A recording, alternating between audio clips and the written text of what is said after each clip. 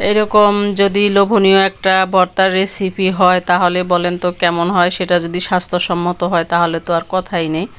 আসসালামু আলাইকুম ভাইয়া ও আপুরা, কাছের এবং দূরের, দেশ এবং দেশের বাইরের যে যেখান থেকে বসে আমার এই ভিডিওটা দেখছেন, আশা করি সবাই অনেক বেশি ভালো আছেন, সুস্থ আছেন, ইমানের সহিত আছেন। আমিও আলহামদুলিল্লাহ আল্লাহর রহমতে সবাইকে নিয়ে অনেক ভালো আছি।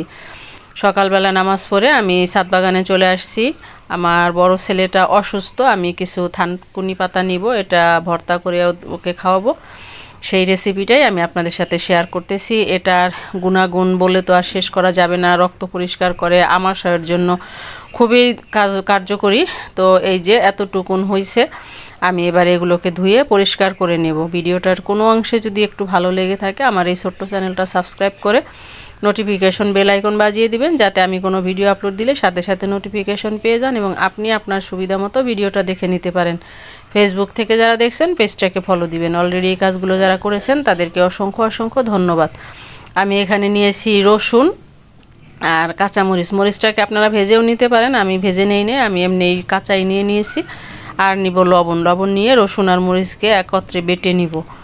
তো বাটার পরে আমি আপনাদেরকে দেখাচ্ছি। এই ভর্তাটা কাঁচাই ভালো লাগে, এটা দিয়ে পাকোড়াও করা যায়, ভর্তাও খাওয়া যায়।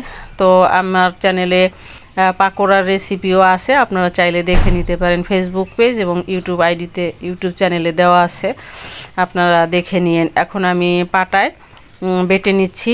আমি ভর্তা বেশিরভাগ পাটায় করতেই বেশি পছন্দ করি, কারণ ব্লান্ডারে আমার কেমন যেন ভালো লাগে না, বা ব্লান্ডারে আমি করি না। অনেকেই আছেন যারা ব্লান্ডারে করে থাকেন, তো আমি আবার এই পাটায় ভর্তা পছন্দ করি, সেই জন্যই আমি আপনাদের সাথে পাটায় করেই দেখাচ্ছি।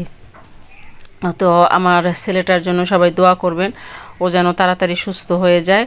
আসলে বাচ্চা কাচ্চা ঘরের মধ্যে অসুস্থ থাকলে বাবা মায়ের তো বুঝেনি কী অবস্থা হয়। যাদের সন্তান আছে তারাই একমাত্র বুঝে যে সন্তান অসুস্থ হলে বাবা মায়ের যে কেমন প্যারা লাগে।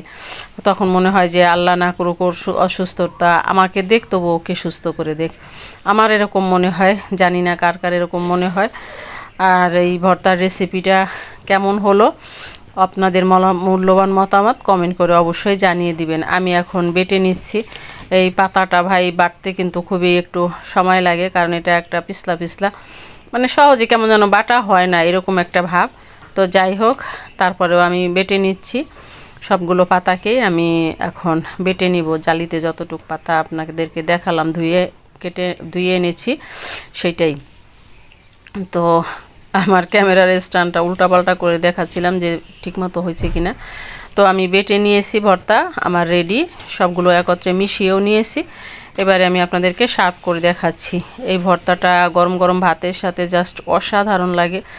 যারা খান নাই একবার হলেও খেয়ে দেখবেন। আমার তো ভাই খুবই পছন্দ, আমার এই ভর্তা হলে আর কিছুই লাগে না।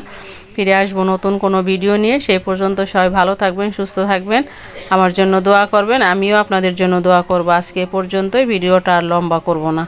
আল্লাহ হাফেজ।